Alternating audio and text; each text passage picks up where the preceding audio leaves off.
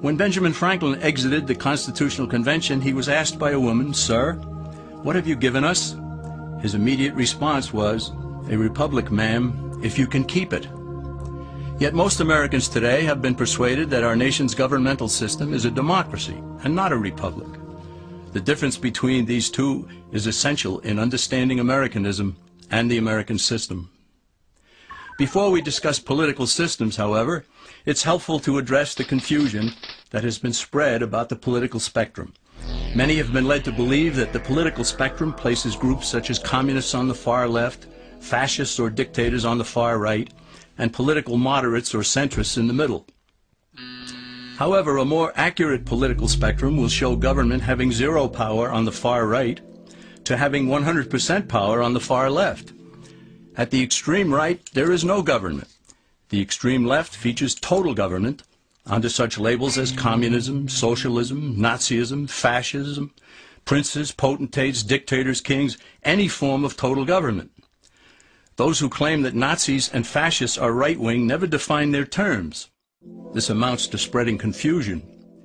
Toward the middle of the political spectrum can be found the type of government limited to its proper role of protecting the rights of the people. That's where the Constitution of the United States is. Those who advocate such a form of government are really constitutional moderates. So let's analyze the basic forms of government. They are monarchy or dictatorship ruled by one, oligarchy ruled by a few, democracy ruled by a majority, republic ruled by law, and anarchy, which is ruled by no one. In discussing these five, we'll see that they can be narrowed down to even fewer. Looking first at monarchy or dictatorship, this form of government doesn't really exist in the practical sense. It's always a group that puts one of its members up front. A king has his council of nobles or earls, and every dictator has his bureaucrats or commissars, the men behind the scenes. This isn't ruled by one, even though one person may be the visible leader. It's ruled by a group. So let's eliminate monarchy, dictatorship, because it never truly exists. Oligarchy, which is ruled by a group, is the most common form of government in all history. And it is the most common form of government today. Most of the nations of the world are ruled by a powerful few, and therefore oligarchy remains. At the other end, we find anarchy, which means without government. Some people have looked over history and found that many of its worst crimes were committed by governments, so they decided that having no government might be a good idea. But this is a mistake, because as the ancient Greeks stated, without law there can be no freedom. Our founding fathers agreed and held that some amount of government is a necessary force in any civilized, orderly society. In a state of anarchy, however, everyone has to guard life, liberty, and property, and the lives of family members. Everyone must be armed, and movement is severely restricted because one's property has to be protected at all times. Civilized people have always hired someone to do the guarding, a sheriff, a police force, or some branch of government. Once law enforcement was in place, the people were freer. They could leave their property, work in the fields, and so on. In short, the proper amount of government makes everyone freer. There are some who advocate anarchy, however, not because they want no government, but because they don't like what they have. They use anarchy as a tool for revolutionary change. The condition of anarchy is very much like a vacuum where something rushes in to fill it. These calculating anarchists work to break down the existing government with rioting, killing, looting, and terrorism. Tragically, the people living in such chaos often go to those best able to put an end to it and beg them to take over and restore order. And who is best able to put an end to the chaos? The very people who started it. The anarchists who created the problem then create a government run by them, an oligarchy, where they have total power. This is exactly what happened in Russia that led to Lenin taking total power, and in Germany where Hitler's brown shirts created the chaos that brought him to power. But anarchy isn't a stable form of government. It's a quick transition from something that exists to something desired by the power-hungry. It's a temporary condition, and because it isn't permanent, we eliminate it as well. The word democracy comes from two Greek words, demos, meaning people, and kratein, meaning to rule. Democracy, therefore, means the rule of the people, majority rule. This, of course, sounds good, but suppose the majority decides to take away one's home, or business, or children. Obviously, there has to be a limit. The flaw in democracy is that the majority isn't restrained. If more than half the people can be persuaded to want something in a democracy, they rule. What about republic?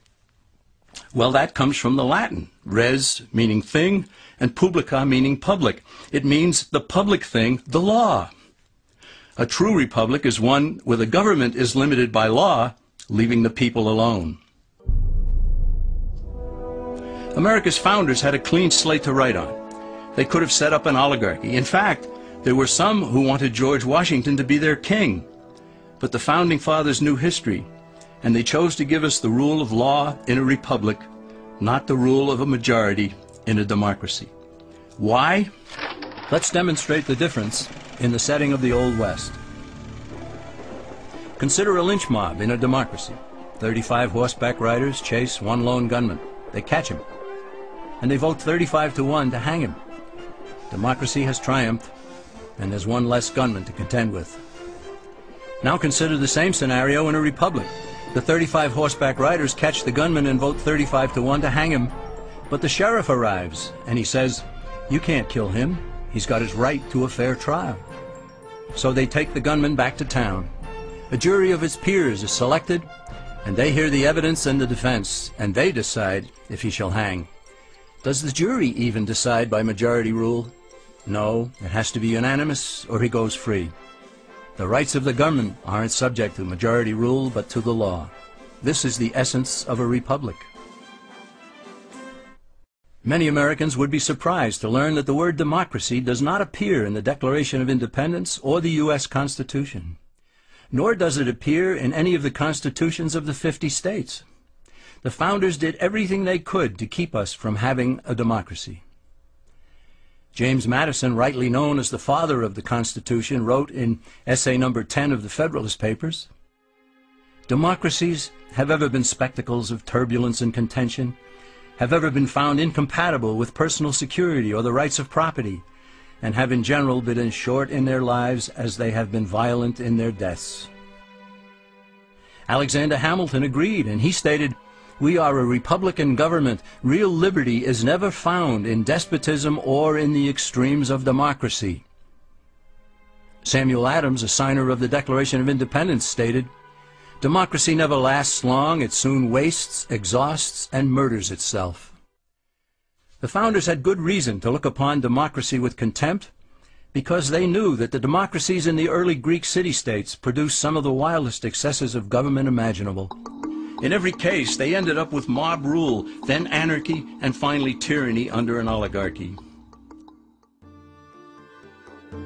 During that period in Greece, there was a man named Solon, who urged creation of a fixed body of law not subject to majority whims. But where the Greeks never adopted Solon's wise counsel, the Romans did. Based on what they knew of Solon's laws, they created the 12 tables of the Roman law, and in effect built a republic that limited government power and left the people alone.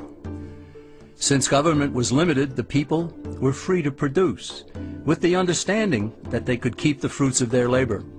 In time, Rome became wealthy and the envy of the world. In the midst of plenty, however, the Roman people forgot what freedom entailed. They forgot that the essence of freedom is the proper limitation of government. When government power grows, people freedom recedes. Once the Romans dropped their guard, power-seeking politicians began to exceed the powers granted them in the Roman Constitution. Some learned that they could elect politicians who would use government power to take property from some and give it to others. Agriculture subsidies were introduced, followed by housing and welfare programs. Inevitably, taxes rose and controls over the private sector were imposed. Soon, a number of Rome's producers could no longer make ends meet, and they went on the dole. Productivity declined, shortages developed, and mobs began roaming the streets, demanding bread and circuses from the government. Many were induced to trade freedom for security. Eventually, the whole system came crashing down. They went from a republic to a democracy, and ended up with an oligarchy under a progression of the Caesars.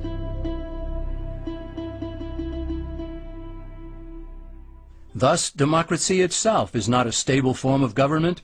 Instead, it is the gradual transition from limited government to the unlimited rule of an oligarchy. Knowing this, we as Americans are ultimately left with only two choices. We can keep our republic, as Franklin put it, or we will inevitably end up with an oligarchy, a tyranny of the elite.